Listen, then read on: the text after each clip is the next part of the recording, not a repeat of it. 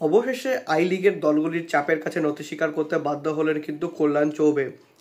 গুরুত্বপূর্ণ ফুটবলার ছিটকে গেলেন জেএফসি বনাম মোহনবাগান ম্যাচের আগে। তো hello guys, welcome to channel Bong MSc Banshi নতুন ভিডিওতে আপনাদের সবাইকে আরও একবার স্বাগত। নিয়ে আপনাদের জন্য নিয়ে এসেছি ইন্ডিয়ান ফুটবল আপডেট 13টি পর্ব। তো চলুন একদম দেরি না করে ভিডিওটা শুরু করা যাক।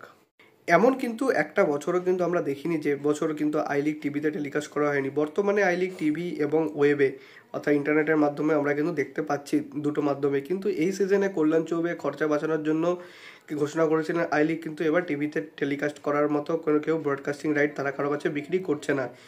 SSEN এই একটা অ্যাপের মাধ্যমে আপনারা কিন্তু মানে আই লিগটা কিন্তু দেখতে পাবেন, সেরকমই কিন্তু কথা হয়েছিল। কিন্তু ক্লাবগুলি কিন্তু বেঁকে বসে। আজকে সকালে প্রতিটা ক্লাব কিন্তু ধর্মঘট করে তারা জানিয়ে দিয়েছিলেন যে তারা কিন্তু মাঠে খেলতে নামবেন না যদি না আই লিগ টিভিতে টেলিকাস্ট করা হয়। কারণ এতে কিন্তু ছোট ছোট ক্লাবগুলো যারা কিন্তু ব্রডকাস্টিং যেটা রেভিনিউ থেকে যে লভ্যাংশ পাওয়া যেত সেটা যে তারা পেতো সেটা কিন্তু থেকে বঞ্চিত হবে।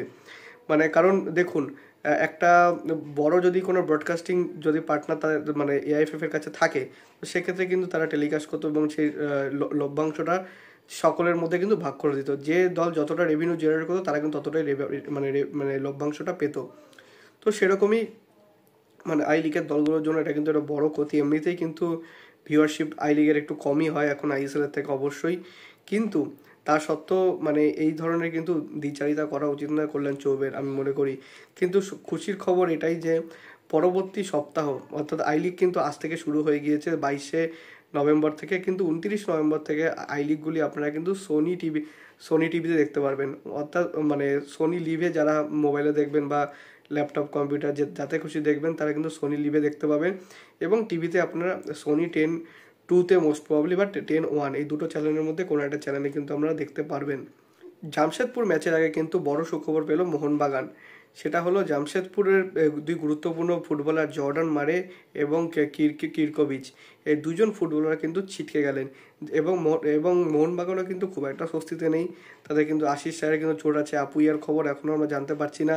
গ্রেগ স্টুয়ার্টেরও কিন্তু সেম অবস্থা। সুতরাং চোটে জড়িত কিন্তু মোহনবাগান শিবিরও। তার সত্ত্বেও দুজন যেহেতু গুরুত্বপূর্ণ বিদেশি ছাড়া যে জামশেদপুর কিন্তু খেলতে আসছে কলকাতায়, তো সেক্ষেত্রে এই ক্ষেত্রে এবং কারেন্ট ফর্ম যদি বিবেচনা করা হয় তাহলে সেক্ষেত্রে কিন্তু এই ম্যাচের জন্য কিন্তু মোহনবাগানকেই হয়তো এগিয়ে রাখবে সবাই। তো আপনাদের কি মতামত সেটা কিন্তু আগে অবশ্যই কমেন্টে জানাবেন। এই ছিল আজকের আপডেট ভিডিও। যদি ভিডিওটা ভালো লেগে থাকে ভিডিওটা অবশ্যই লাইক করবেন, চ্যানেলটা জলদি সাবস্ক্রাইব করে বেল আইকনটা অবশ্যই প্রেস করে দেবেন আমাদের সমস্ত ভিডিওর আপডেট ও নোটিফিকেশন সবার আগে পাওয়ার জন্য। এছাড়া আপনারা আমাদের সোশ্যাল মিডিয়া হ্যান্ডেল ফলো করতে পারেন, লিঙ্ক আমি ডিসক্রিপশন ও ফার্স্ট কমেন্টে দিয়ে রাখবো। So make sure must follow দেন। ছোটোখাটো কিছু আপডেট দেওয়ার চেষ্টা করি সেখানে। দেখা হচ্ছে পরে ভিডিও। তারপর bye bye. Glory glory man United.